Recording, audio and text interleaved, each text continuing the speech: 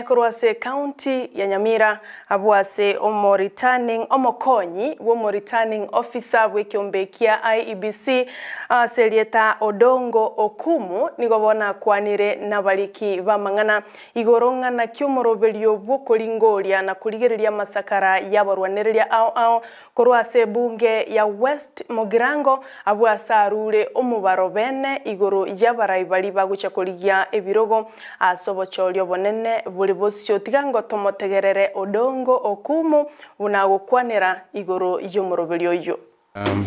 My name is Neville Odongo Kumu. I'm the Deputy Returning Officer for West Mugirango constituency. We've been having a candidate registration process.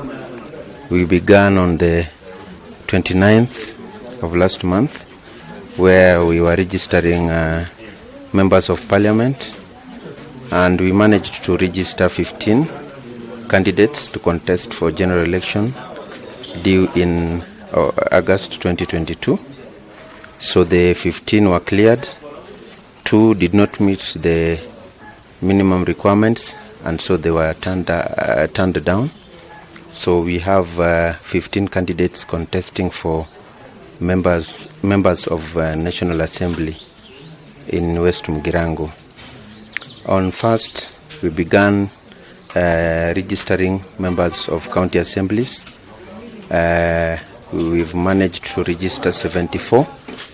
So 74 candidates are going to contest for members of county assembly in different wards within West Mugirango. And a breakdown of the 74, we have Bosamaro with 17 candidates.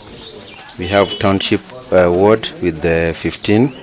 We have Bogichora County Assembly Ward with 12. We have Nyamira County Assembly Ward with 12. And Bonyamatuta Ward has 18 candidates.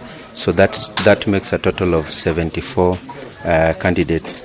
We did not register 2 candidates because they did not meet the requirements, and so they had to go back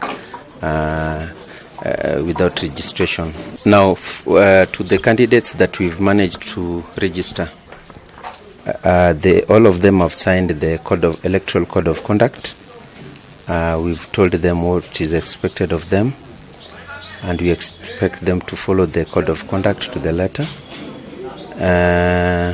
We are going to harmonize the campaign schedules, and the campaigns for the members of county assemblies should begin tomorrow 8th.